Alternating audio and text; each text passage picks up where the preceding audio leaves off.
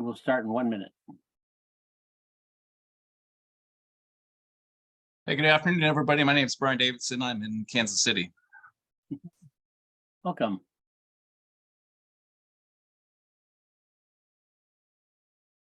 Are you getting weird weather today too? Seems like half the country is, Florida's got the cold. I'm in Philadelphia. We got some warmth. We got snow out in Nevada, rain in California. Yeah, Ken, we're wet and rainy here in KC today. Okay, welcome everyone. We'll start in just a second. Give everybody a chance to log in at the top of the hour.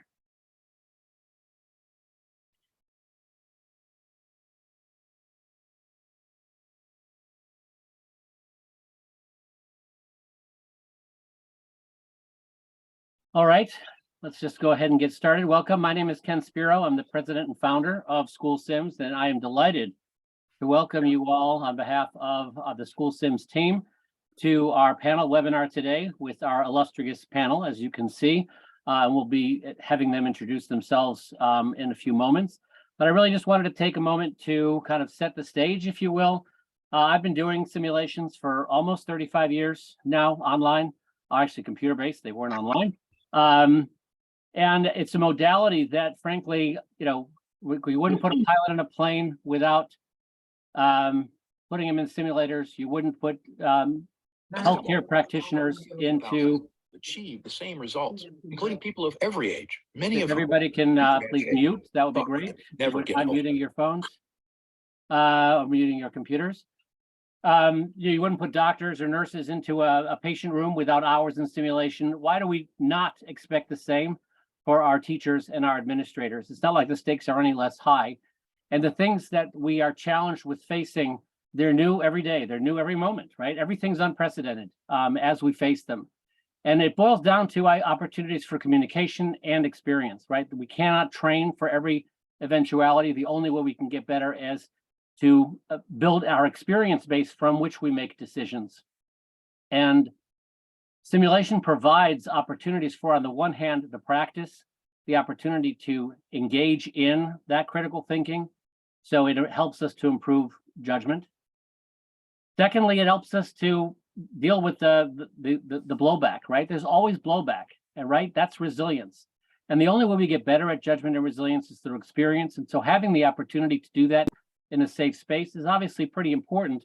So simulation is critical, almost, one would think. At the same time, when you do them with others, the opportunity for the social learning, the peer-to-peer, because these are based on perspectives and getting people to engage and share their perspectives. So we learn not only from engaging, but also from each other. The opportunity for communication is key.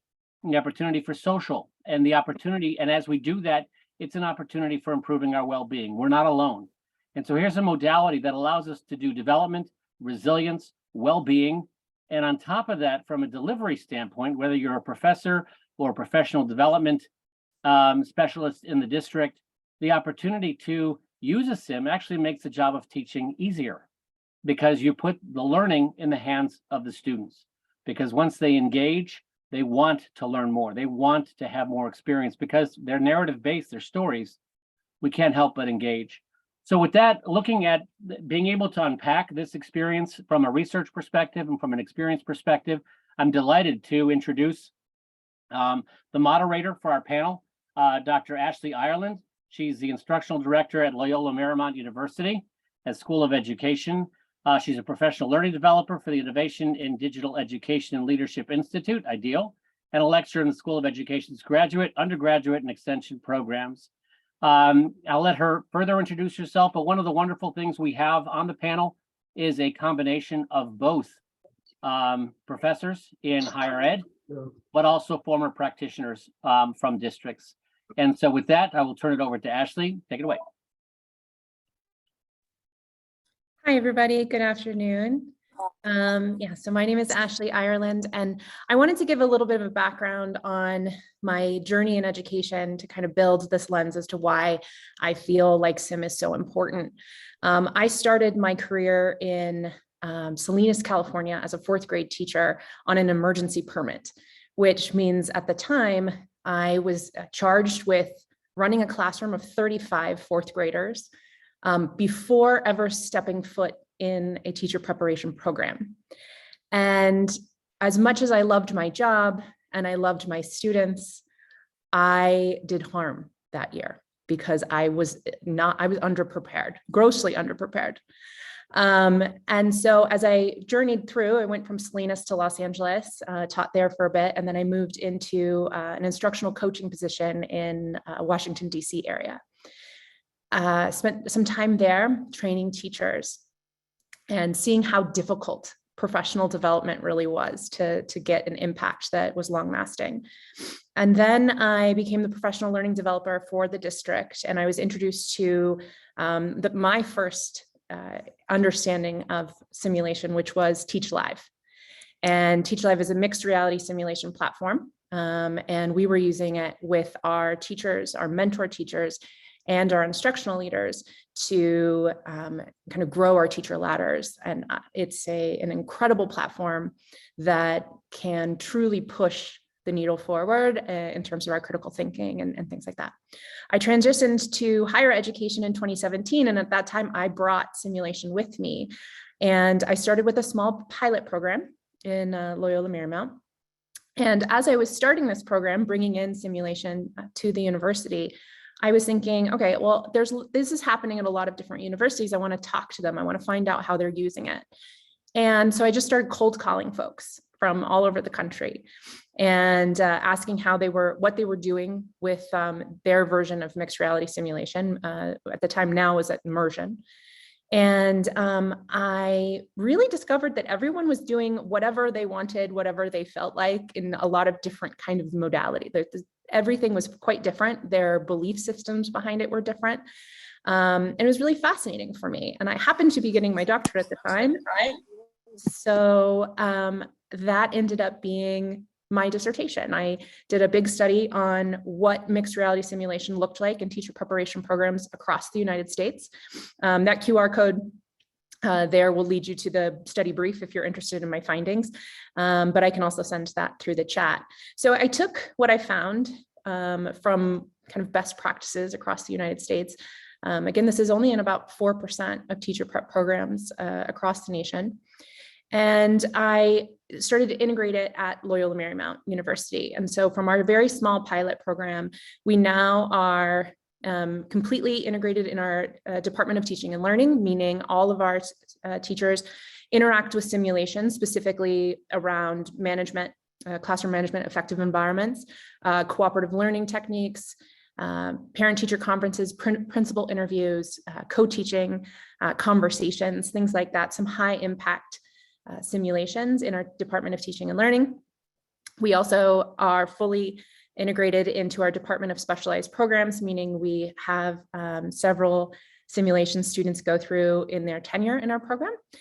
Those are centered around facilitating group counseling sessions, teacher consults for assessment, special education assessments and things like that, child abuse assessments, and those kind of really high impact sims. And then we're also in the Department of Administration and Leadership, and that is looking at how to facilitate a team, critical conversations with the teacher post-observation.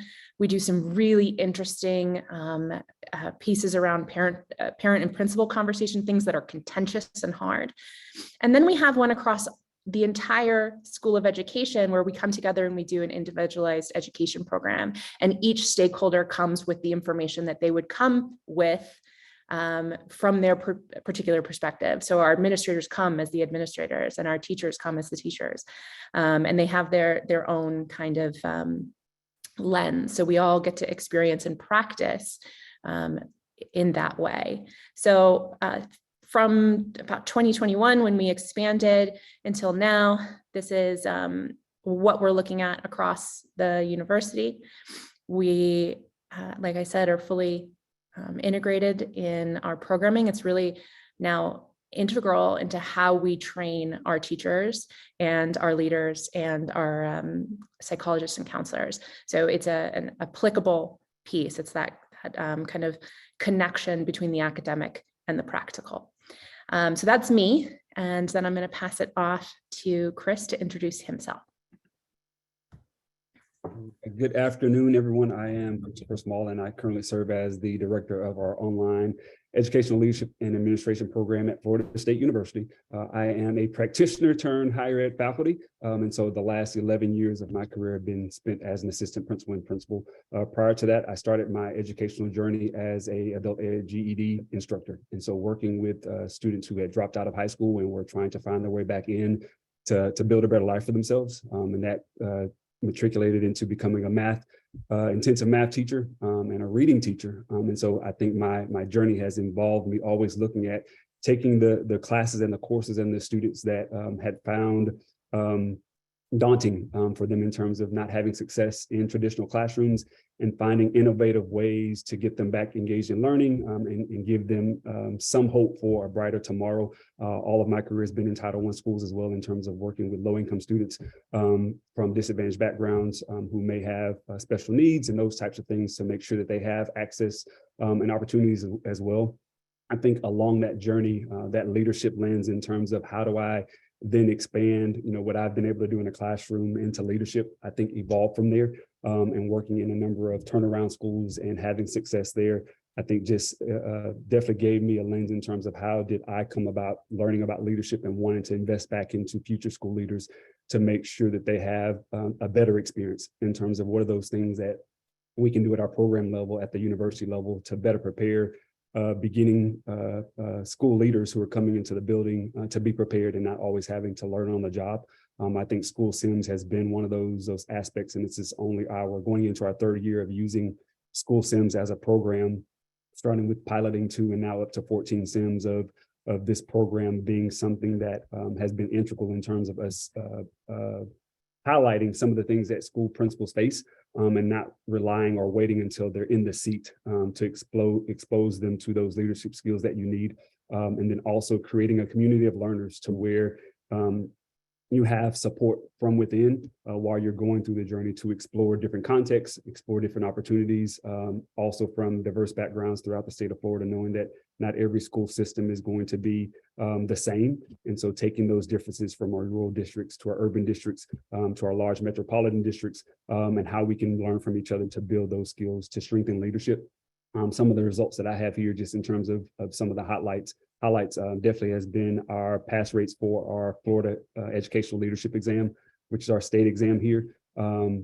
And one of the things we've seen over the past 3 years is that we've increased our percent performance in terms of those sub areas from being placed at number 3 and number 4 all the way up to number 1 in the state as of February for our pass rates. And part of that, I think, definitely relies or links to the use of School Sims to give students an opportunity to explore these different avenues of leadership that aren't always captured in the confines of a textbook or within theory. And so looking at those takeaways in terms of students feeling that they have the ethical values and principles that come in terms of leadership and learning those concepts, the collaborative partnerships and collaboration with stakeholders to ensure they're making the best possible decision, as well as the leadership lens of meeting diverse student needs has been something else that we've been able to kind of glean from School Sims. And so excited to share with you all some of the learning that we've had, as well as impart some knowledge in terms of some of the takeaways that we've seen in terms of resiliency and the confines of leadership that we can continue to improve at the state level as well as national and district levels. So much, Chris. All right, Erin. All right, it's a pleasure to be here today representing the NEAG School of Education at the University of Connecticut. I spent my journey in public education 36 years, moving quickly out of the teacher position into a leadership position, department supervisor, assistant principal, and the last 16 years of my public school education was the assistant superintendent for teaching and learning here in Connecticut. At a suburban district outside of Hartford. Over the past 2 years, I've been the program coordinator. I've been an adjunct professor at UConn for 17 years, which really has given me an opportunity to watch emerging principals, leaders move into positions across the state of Connecticut. What we have done with School Sims, and you can see from the chart that's provided, is that we've integrated these simulations into 9 of our 12 core courses. We find that these are authentic learning experiences that are grounded in equity and inclusiveness, and they correlate so nicely with our UCAP courses, our 4 core assessments, and the 2-year internship that students participate in. We typically have the instructor lead these simulations in the classrooms, but we have done them asynchronously. We have also provided them to students for independent work or work with others. And they're really real life situations that educational leaders are facing on a daily basis. And so they're challenged to really apply their knowledge and skill in immediate situations. We've also taken school sims. We have a Saturday class where we bring all the cohorts together and we put them in triads. And I'll talk a little bit about the collaboration. What we find is putting 3 students together to really engage deeply in these simulations really pushes their thinking, makes them listen to others, hear perspectives that they might not have thought about to make decisions that face principals on a daily basis. The other big piece that we do provide as well are the supplemental learning options. And this came out of not originally, it was, we were embedding these in our courses, but students were asking for more. These emerging leaders were saying, we want more, we want opportunities. And so we've been able to do that with them to really push their thinking, their ability to reflect, and to make quick decisions. So, as we talk about collaboration, and building trust, that has been one of the things that we have found to be so powerful in the work that we're doing. Because what we, as I said, they're working with others of really hearing different perspectives. And I know Connecticut is a small state, but every district is a bit different. So it really depends where the educator is coming from into this principal preparation program to be able to hear different perspectives. Our student feedback that we get is the fact that they're surrounding themselves with trusted colleagues in a way that they're developing networking opportunities is really critical, because we're pushing networking not only within their cohorts in our 2-year program, but we believe that networking beyond in their professional career is a critical aspect. And so the feedback that they get is they tell us that these are realistic examples. These are experiences that leaders are facing, that they're seeing it from inside a leader perspective that they probably wouldn't have seen before.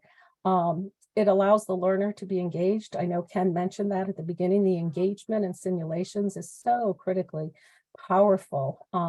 And the fact that we watch them, not only do they discuss, but there's disagreements amongst the students as they're making decisions, and the thought-provoking piece that puts them right at the center of this to make these quick decisions. So, our emerging school principals are reflective.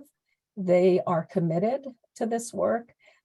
They know that they want to take what they're learning and apply it to real-world situations, as well as understanding that they need to balance themselves and know that these kinds of situations are going to happen very unexpectedly all the time. So in order to be prepared and to have a network that you can reach out to. So again, I think these simulations have been extremely powerful and so connected through the standards in our courses, our learning outcomes, and our assignments. So they've been a very, very strong piece of our UCAP program. And I think I'll pass it off to Amy. Well, thank you so much. It's such a pleasure to be here with everybody and get to talk about one of my favorite subjects, which is simulations. I come to you with practitioner experience, just like many of the other panelists today. I was an assistant principal. I was a principal. During those experiences, they were mostly in Texas, all along the US-Mexico border. And I am a certified superintendent in Texas, but here I am in academia and working with aspiring school leaders versus being in the superintendent's office. I came to know school sims and Ken Sparrow when I was at UTEP and I was governing internships. And I saw a disconnect between what I knew as a school leader and perhaps what was happening in the field. And I noticed that there were times my students were, not necessarily exposed to as much of leadership experience as they could. And it was really near and dear to my heart back then, as it is now, to properly prepare them so that they can be resilient leaders. I probably was suffering from compassion fatigue after taking a hiatus from the principal's office, but didn't know it. And so fast forward, when I had the interns, it is, as happenstance was, I came upon school sims and I've been using them ever since. In my research, when I arrived at Auburn in 2018, I began collecting data using the sims in the classes that I was teaching, or that I am still teaching. So I have data going back from 2018.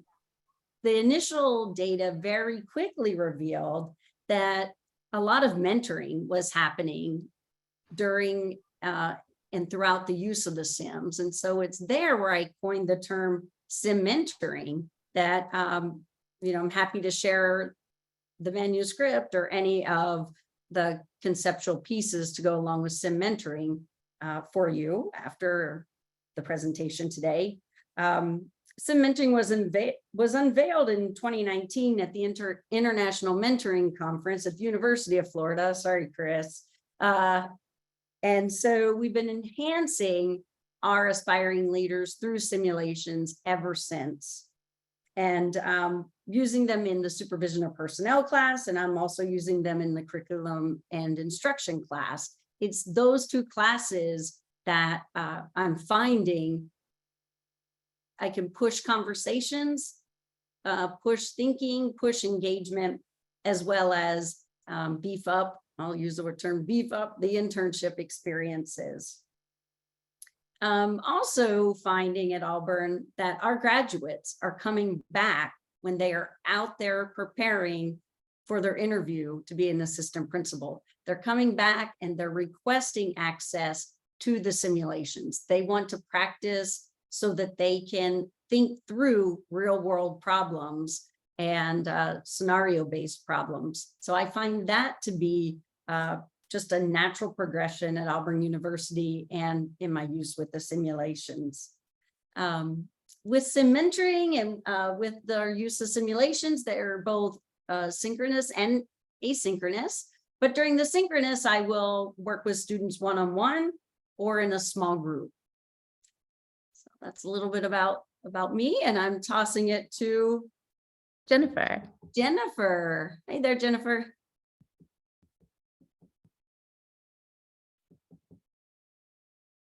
I'm on mute. Now I'm not. Thank you, Amy.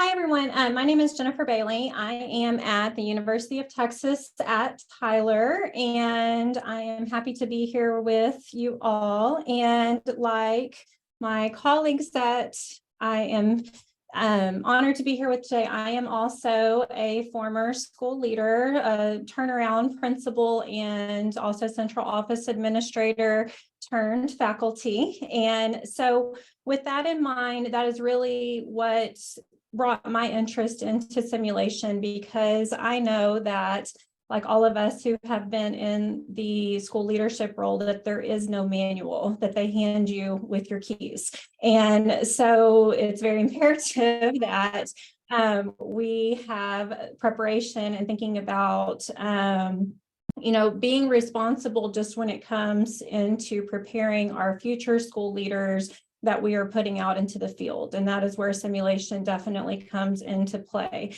And so my interest in simulation came, first from that perspective of looking at being responsible for preparing future leaders in the principalship.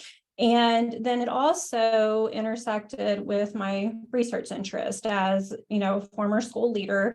And looking at the research, I started looking into that and realized a lot of what also Ashley mentioned with her dissertation work in teacher simulation, that there's just not a lot in the field. And what Ken actually started us off with, that, why are we doing this in all of these other areas? We would not go to a physician that had not been practicing this while they were doing their residency and their work, or we would not be with a pilot who had not been doing simulation work. And yet we are putting our educators, whether they are teachers or school leaders, out into the field without practice, and so meaningful and authentic practice. And then I also love what Amy mentioned about the equity aspect of what our aspiring educators are dealing with, because although we do have mentorship programs that, they're getting practicum experiences, that doesn't mean everybody has equity and access in those practicums with their mentors or in the experiences that they're receiving. So, that's something too, that simulation does level the playing field, so to speak, when we look at an equity and access aspect within that framework. So specifically, I looked at my research revolves around the why. And so I shared my a literature review that we did to start off our work, my research team and I, and where we've led now into other actual implementation studies since then, that we have worked with Ken, that he has graciously worked with us and utilizing school sims. But we started off with looking at, the problem, and that our school leaders are leaving the field. And a lot of that is because of a lack of meaningful and responsive professional development. That is a leading reason that has been cited as to why we're losing our principals, and that principals are burning out within 3 to 5 years. And that's been an ongoing problem, but it's growing. And of course, since the pandemic, that has just continued to rise. So that is obviously one reason, and simulation practice can provide meaningful learning opportunities, not only for our aspiring administrators, but then also our practicing administrators as well in the field. And then cognitive load, like I said, what I mentioned about there is no manual that they hand you with your keys. And so having a metacognitive playbook, practicing, that schemata building, going through simulation, having something to play off of and build up is a great tool that you can utilize. And then in the work that we have done with some pilot studies with students, we have looked to, which I'll speak to as we engage in our conversations, on three-dimensional framework is what we have discussed through focus groups that has emerged, and students speaking to situational awareness, developing spatial awareness and identity awareness as they have developed and moved through the simulations and taken those experiences from that. So anyway, it's something that, students have definitely spoken to, that this isn't in the textbook. It's not something that we can engage from a discussion always, that we actually need to have a lived experience, because you don't know what you don't know until you live it and breathe it, and then can reflect on it, and then engage, like Erin mentioned about those triads, hashing through that, and then having the experience to talk about what they just went through, and then actually moving through that together. So Ashley, I will toss it back to you. So much, Jennifer. I'm actually going to stop screen share so we can see each other and see some of the group for a bit to continue this conversation. So one of the things I was thinking about when I was listening to all of y'all's work is, for me, something I spend a lot of mental energy thinking about is that teaching, and to some extent, principalship and educational leaders, because many of them come from teaching. It's the only career that you watch for 15 years before you begin training on it, right?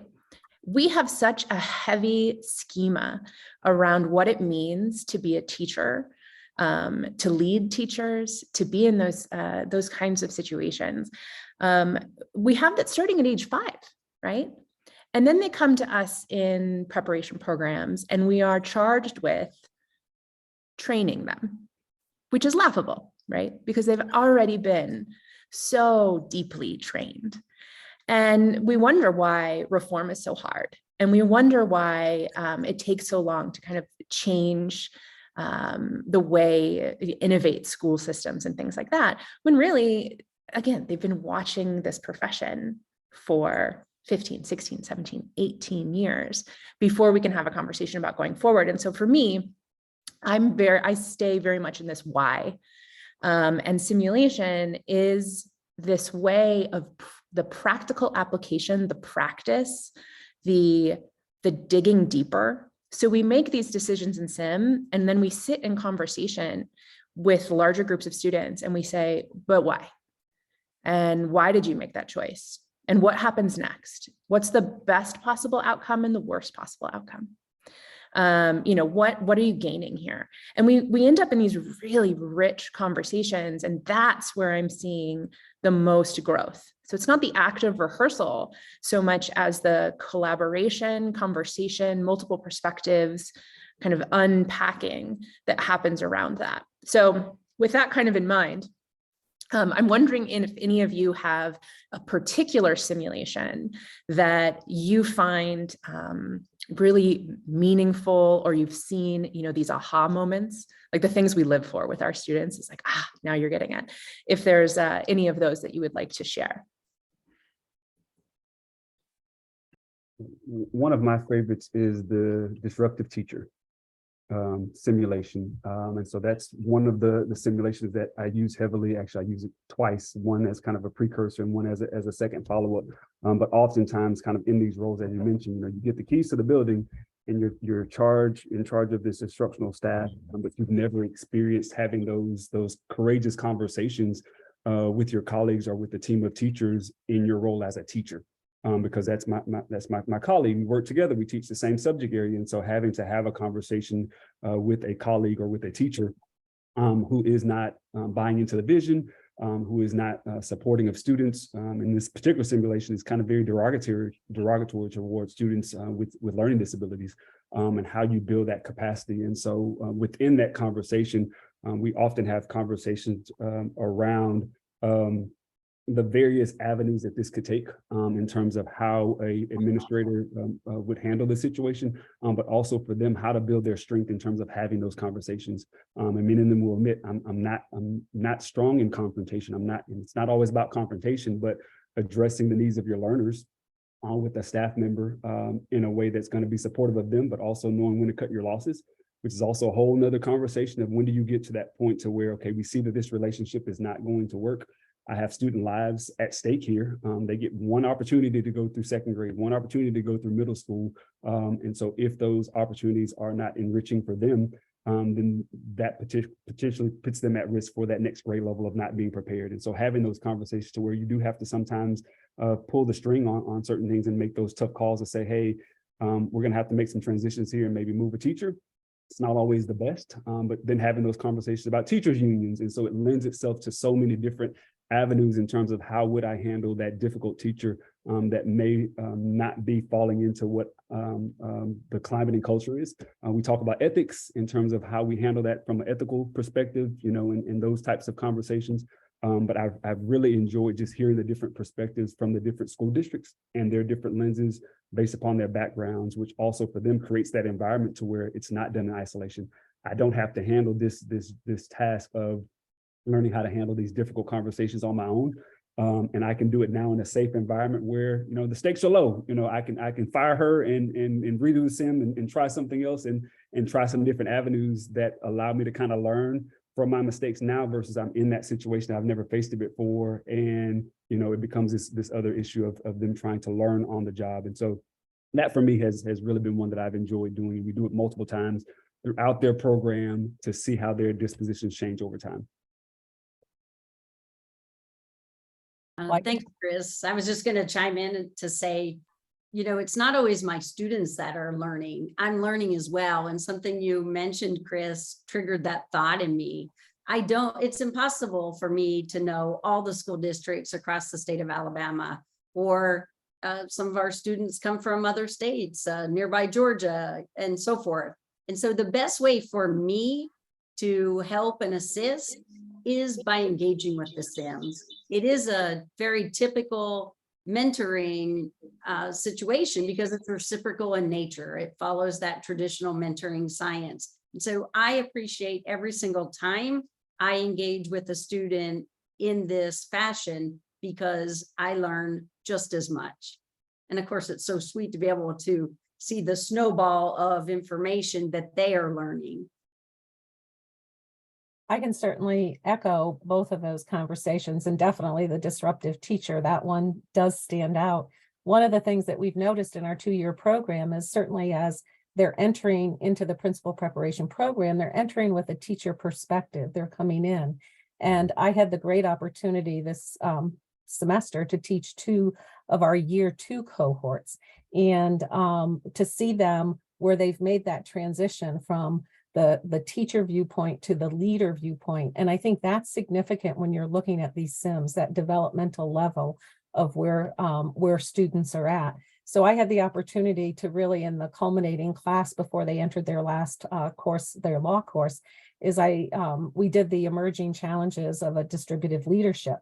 And it was really pulling all of their learning around the critical components, the instructional leadership, talent management, organizational leadership competencies that we stress in our program.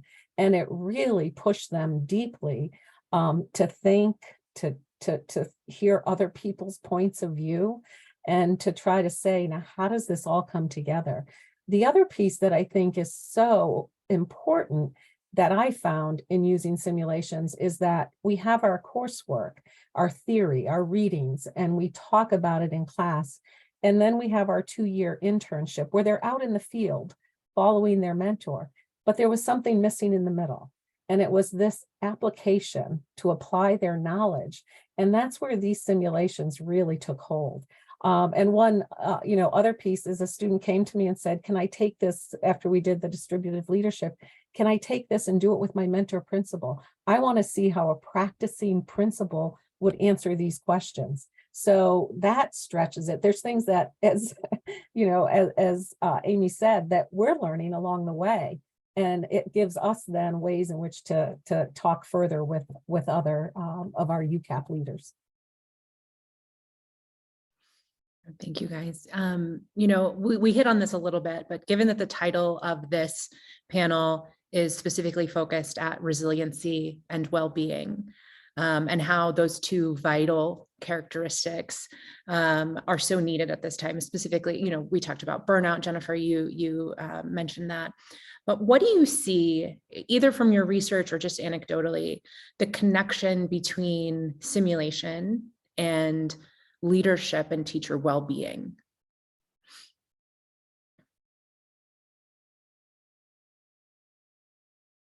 I'll jump in here, Ashley. What I'm noticing are real organic relationships fostered through the simulation. The simulations have quite sensitive cases embedded in them. And so I really get a chance to work one-on-one and get to know my students and build trust. And what I'm also finding, fast forward, is it is a sense of belonging. When they say it's lonely at the top, right? We're sort of, I think, cutting right to that and helping them see that it doesn't have to be lonely at the top. And then I'm able to talk about in class and one-on-one resources to support them going forward. So my introduction to the difficult task of principling, as you would call it, opens the relationship, and then it's ongoing. And that's what I'm noticing. That's what I'm finding. And I also have an opportunity to point out to them that every single PESEL standard has the word well-being in it. And so it's really important that I show up and teach them what does that mean for themselves. And a lot of times that's personal connection, like I said, and a place to belong. And so that's been very sweet for me to see that evidence percolating, rising to the top. I think one of the things that, we've talked a lot about is stretching their thinking, the collaboration, decision-making. But what these simulations do is provides a safe environment without causing fear or anger, that they can make wrong decisions and not be fired. And so that it does make them feel comfortable that they've experienced something like this. And it gives them opportunities to ask questions, dig deeper, reflect. And we bring this right back to their developing theory of action, their way of who are they as a leader. And what we do know about research and that we need to build pipelines for teachers so that they can become teacher leaders, because that's what's going to retain people, educators in the field of education.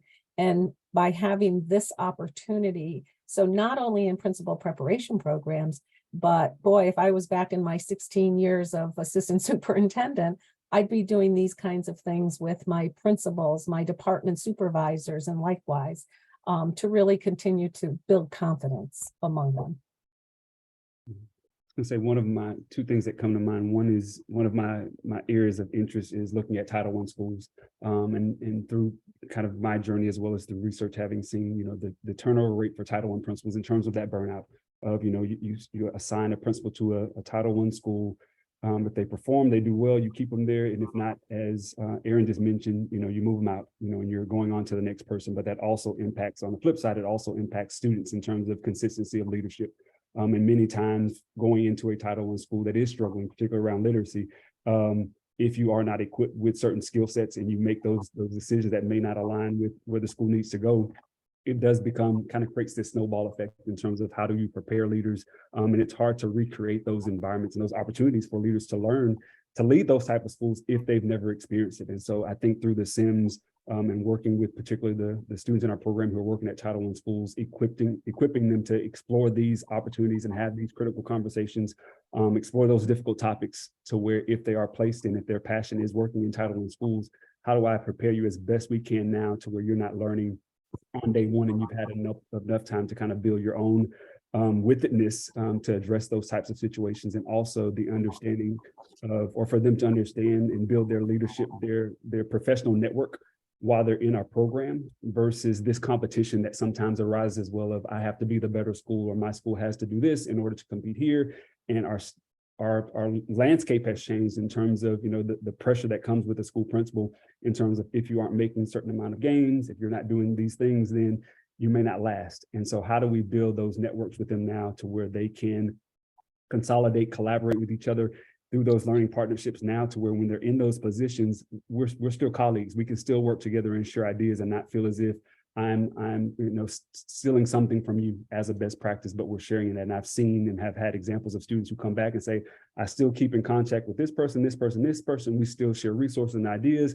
And that's a product of engaging in these types of conversations through SIMS, where they built those professional networks on problem solving and addressing those difficult tasks. If my reading scores didn't come back the way that I want, but I have a colleague that I've learned over the course of my program prior to becoming assistant principals together, where we built that network prior to getting into those seats, to where we see that continue with them as they get into these leadership positions. And that's something that, I think is a aspect of leadership that we need to see more of.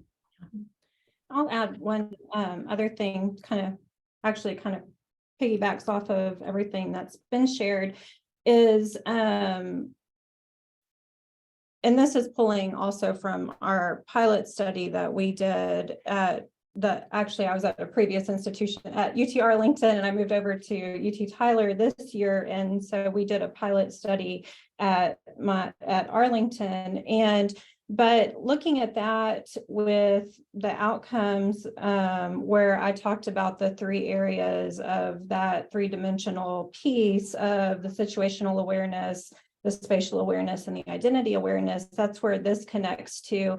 But, you know, a lot of our programs for principal preparation are online now. There are very few that are there. They are asynchronous online. Students are, you know, working through a lot of coursework almost, you know, completely independently in a lot of cases, and which is very convenient for them when it comes to scheduling. But there are some things when we're looking at building their efficacy and thinking about a lot of what Chris just talked about is like going out into the field and thinking about schools that they're going to be in, having those hard conversations that they're going to have. I mean, the work that happens with once you're in that building and what you're going to have to do. And so, you know, thinking about building their efficacy, looking at these simulations to complement the online programming to bring authentic experiences for them, you know, whatever structure that's built into that asynchronous programming, you know, whatever the program would want to do that in. But, you know, Doug Lemov talks about practice makes permanent, and that's where we have to think about like that schemata building and that I was talking about before with the cognitive load piece, and that it's not about making it perfect. It's just about building our awareness and thinking about that practice makes permanent, and what we practice is what we become to know. And so when we looked at that with our students and the pilot study, you know, what they talked about connecting to that is understanding, you know, the situational awareness is understanding like what they didn't know of what they see in their four walls of. As a teacher, you know, I don't know what goes on in the principal's office. I don't know those hard conversations and what those actually look like. So that space of having those hard conversations, what you know, looking at the different SIMs and what they bring forward, and even having the red lights in it, giving them feedback of saying, you know, oh, that I'm making people mad right now. And so they're not really happy with me. And so when they're looking at that from that three-dimensional frame of there's the situational piece, there's the spatial piece, there's the identity piece, and they're working through all of that simultaneously, understanding who am I as a leader, where am I in the space, how am I navigating this as the situation in my decision making, and working through all of that, and then unpacking it, and then moving forward and determining what did I learn from that, and then how do I move forward next time and tackling that.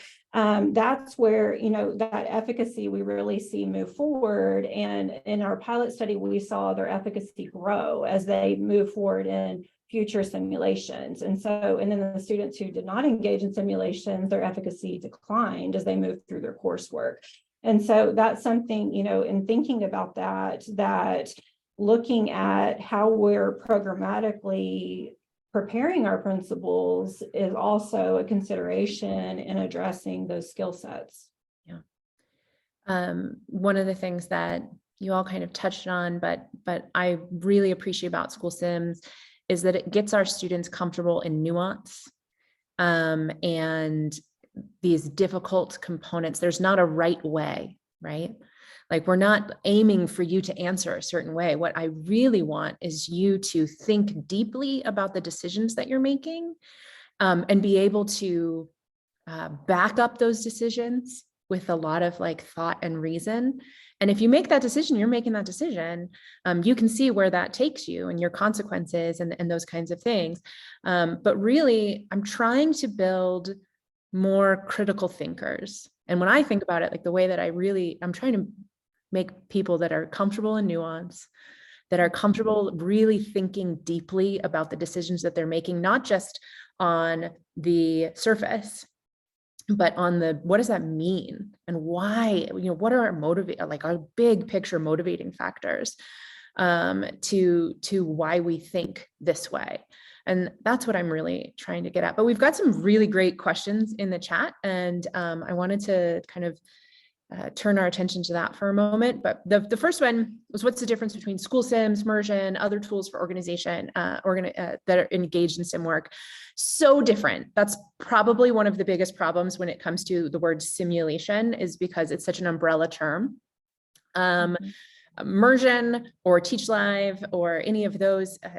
I actually use a vendor called Simpact, but all of those ones are looking at mixed reality simulation, which is a human in the loop interaction using avatars.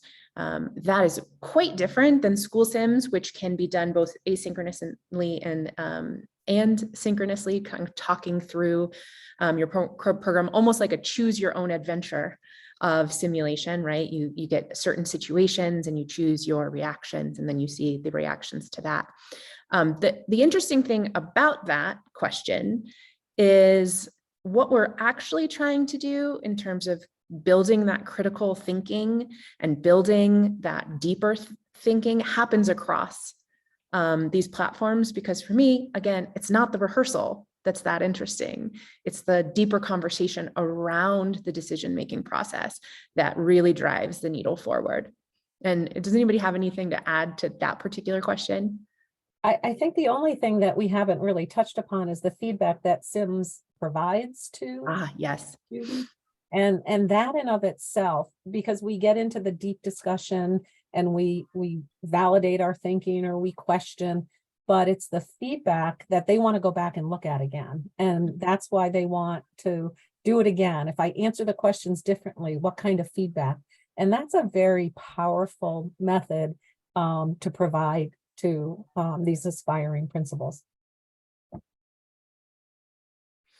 Thank you for that. That's a really, because there really is very kind of specific feedback as to the parameters where your answers lied and everything. Yes.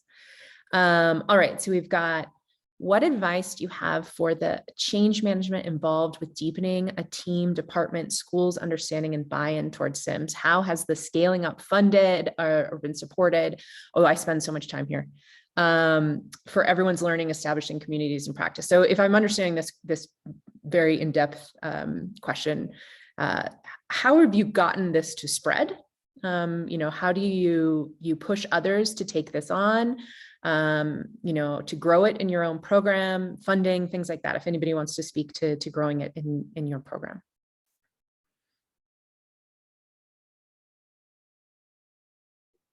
What we've kind of done at Florida State has been, what I've tried to do is honestly a lot of modeling and sharing honestly results and outcomes in terms of letting the students and the data speak for itself, and sharing that with faculty in terms of some of the outcomes. Also, kind of this shift in mindset from, this textbook learning of we have to read these articles and we have to read these books.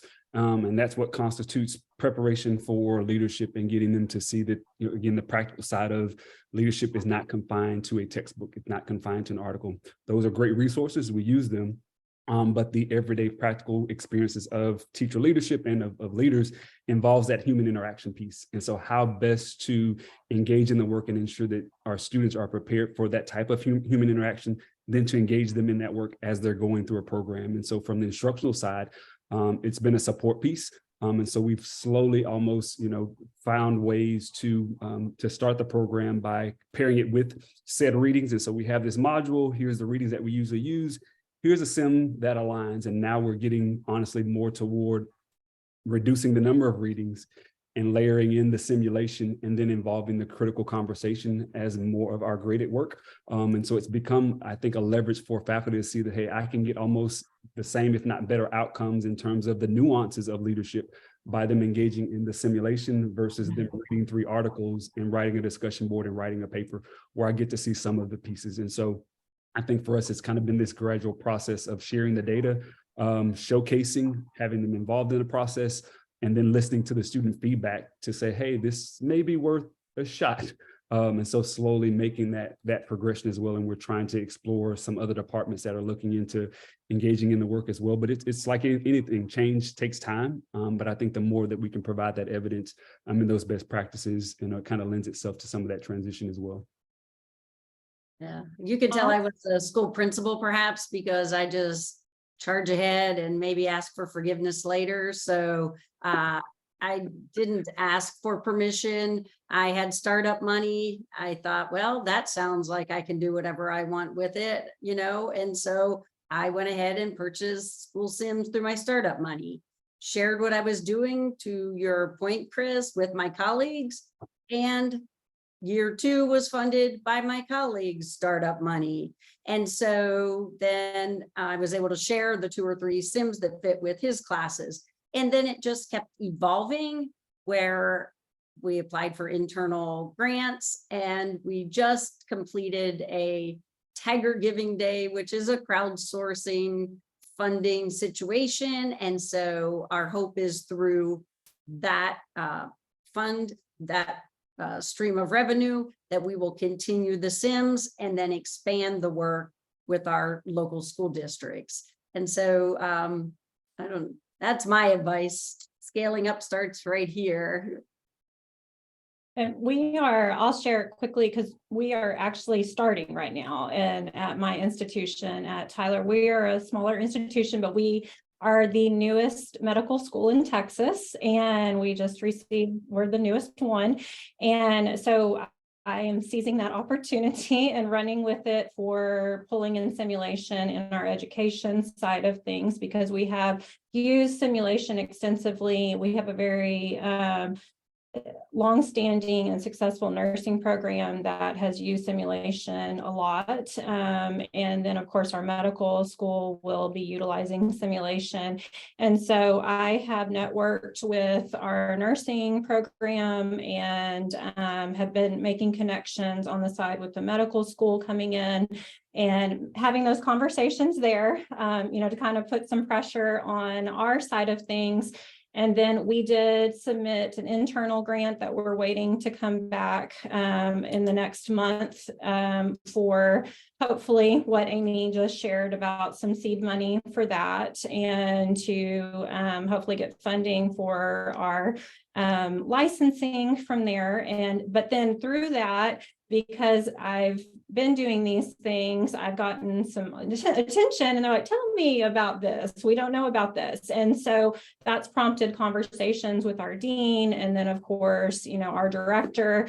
And so that it just, it sparks interest and fire. And there's like, well, could we use that over here? Could we use it over here? And we're interested in that. And so let's see where this grant goes, and then let's come back and have this conversation. And it's putting it out there, but definitely having the conversations and networking out into your other schools and departments and seeing who may be interested in utilizing, and then partnering with you in a research endeavor too, is really where I sought out with the nursing and the medical side of where we could potentially connect in a research interdisciplinary or multidisciplinary measure. And that was really what sparked a lot of interest in that way.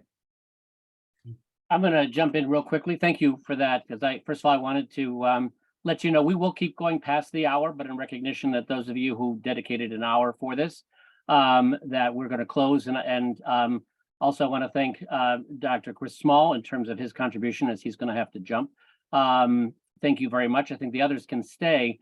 For those of you who would like to continue with some of this Q&A, but real quickly, Ashley, if you can open up the slides for 1 minute. Just wanted, for those of you who aren't familiar with the, so we have the contact information. We'll come back to this slide. If you can just click through to a couple more slides forward. Next one. Next one.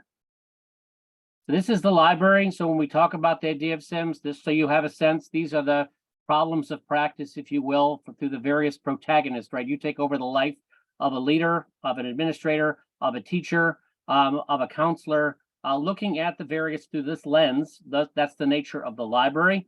And each of these is a standalone choose your own adventure type exercise. But that's just to get a sense of what it is that the panelists have been speaking to for those not familiar with this. And if you can actually go to the next slide, Ashley. The next one, actually, you can, we'll come back to that one. But I do want to let everybody know about our next webinar, which will be, we'll actually be doing a sim. Our newest sim on leadership, which is equity-centered leadership, which we did with the Learning Forward organization.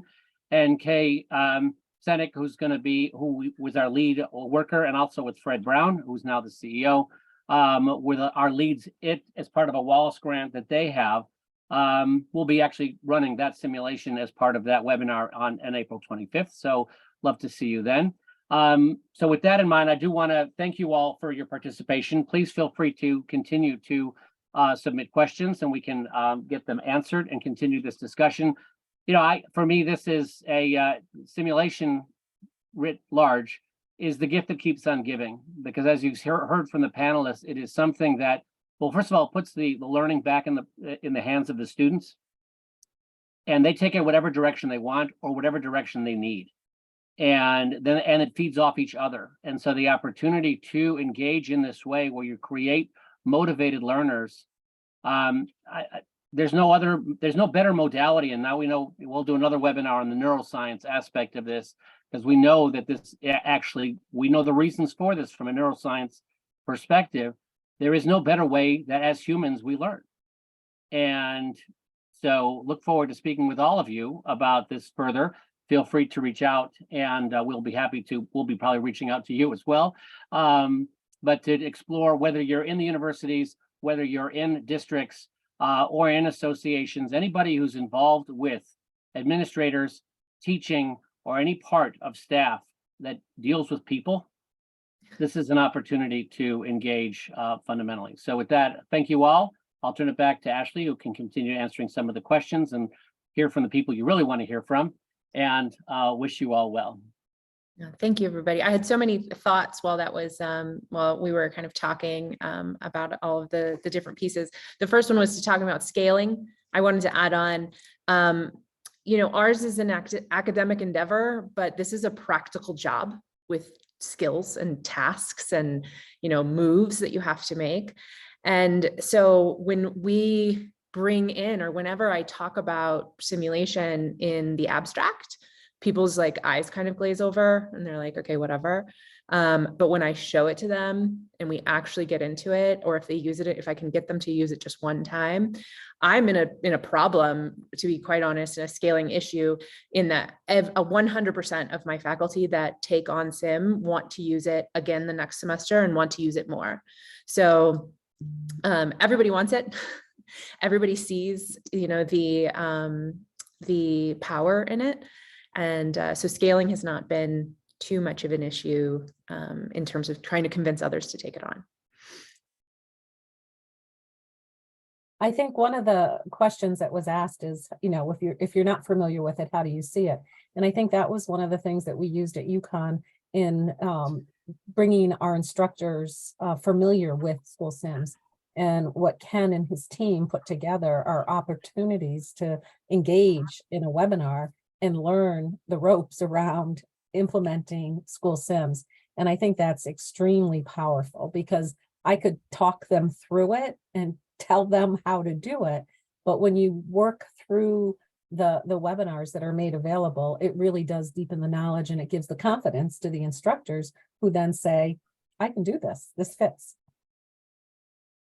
But also for us, we really work on using it as a tool to become better humans, not just better teachers or better principals, but better communicators.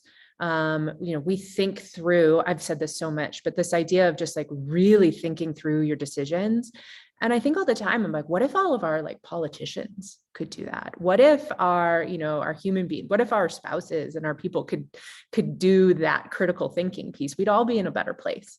And so that's where we spend our time. We spend a lot of time in simulation, not in the act of rehearsal, but on thinking and talking and collaborating and kind of scheming the best way to communicate.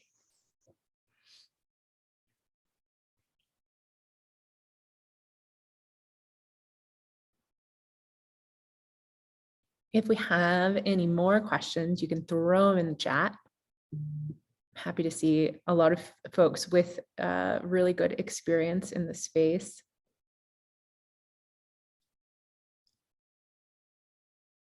Ashley, do you see the question about how do you respond to perspectives, arguments, articles that practice-based teacher preparation pedagogies like SIM risk peripheralizing equity and justice? I did see that, and I thought that was such a fascinating space. It's interesting because that's not really what this is.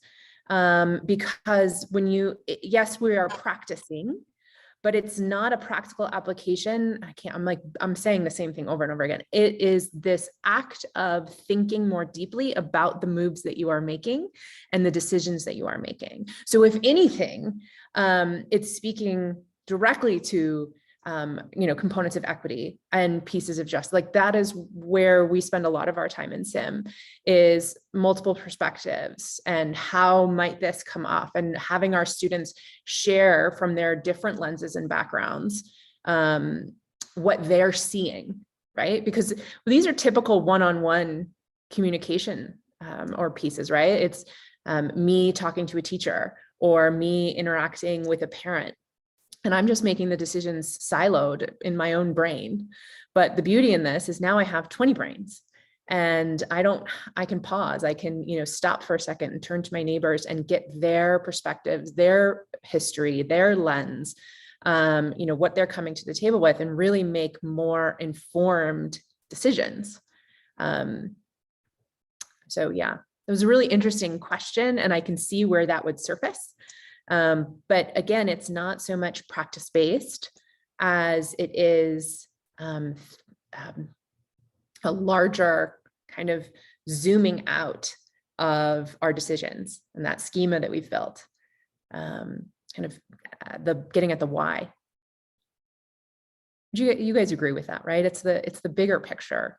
Oh, absolutely. And I've been sitting on my hands here. It's like letting the panel talk, and I got to jump in, so I'm sorry about that. Please. One of the things that this modality, first of all, like you said, it's not a dry run for the wet run, right? You're not dealing with a situation, so I know exactly what the actions to take, right? It is an opportunity to engage and practice, but from a critical thinking perspective, because my situation, whatever the real situation will be different. But two things about that is, one, they're very subject to the power of framing. So if we're having an equity discussion, the sim doesn't have to be about equity, and it'll surface anyway because the students are teed up for that, right? They're already thinking that. Whatever you frame it with, it's already going to be on the student's mind, and they will organically see that element in whatever scenario is being played, and then it becomes part of the discussion. But the other aspect is, from that collaboration and from that rather well-being perspective, is that, what we know about from a neuroscience perspective is that we're wired for storytelling, right? There's no more engaging tool in anywhere than stories, right? We're wired for it. But the thing about stories is we're also wired to tell stories. That's how we process our experiences. We talk about it. We tell our stories. And the Sims provide that opportunity for engaging. And as you were saying, people will share their experiences. And through that, right, it's where they come from, where they've been, and how they think, which is different than the person sitting next to them. And that's why the opportunity to engage in, whether it's synchronous or asynchronous, but the opportunity for the debrief, the opportunity to engage with others about this scenario, and even to be triggered, but constructively, the opportunity to unpack what is it about that situation that affected me, maybe negatively, but now I can talk about it and give insight to others who have they don't have the same lived experience. They couldn't possibly know what you're seeing or what you've experienced, but now you've told them and they've expanded accordingly. So the opportunity so my response to, that issue with those pedagogies would be that the manner in which they're being done is not designed to give specific practice about a particular situation, but it's designed to provoke, as has been said, the critical thinking aspect, the approach to whatever situation you may face, because it's not in the handbook. I think one of the things that I had mentioned earlier around the developmental stages of aspiring principals is that we have to think that piece through, because in some of these simulations, students have like stopped and said, does this really happen? Is this a situation that a leader really faces? So although they've been watching leaders, they've not been inside knowing the kinds of conversations. So the way that these school sims are real, we've said it repeatedly here today, but the real life authentic experiences put power in the learning for the students.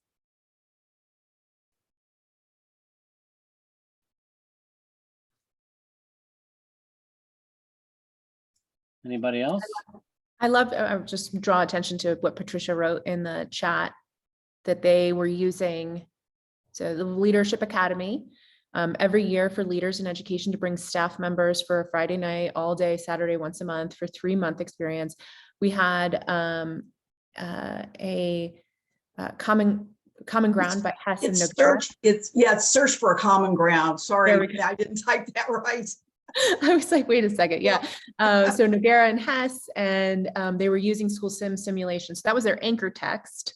We do that too with our leadership piece. We have some of our anchor text to really refer back to. And then the school simulation led by myself and my university students to give participants that experience. I think that's such a wise way of engaging in these. So they've got an anchor, so it's not just them working through their schema or their particular thoughts. They have some guidance and some text there. But really getting that, it's that bridge between the academic and the practical.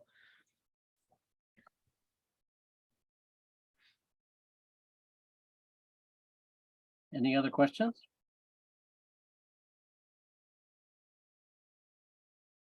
You're welcome.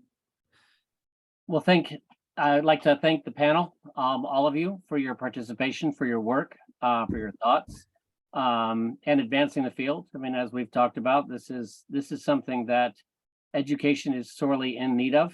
But the challenges in education are not getting any easier. And the thing that's most important is being able to make the best decision we can.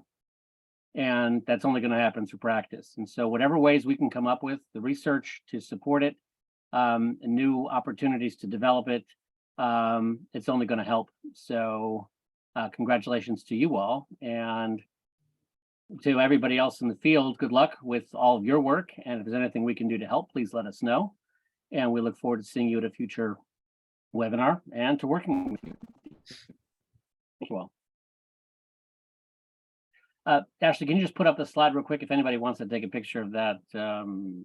Sure. This one, I'm guessing this one. Yes, your email. That's great. Thank you. Yeah, that was so fun. It was so We nice will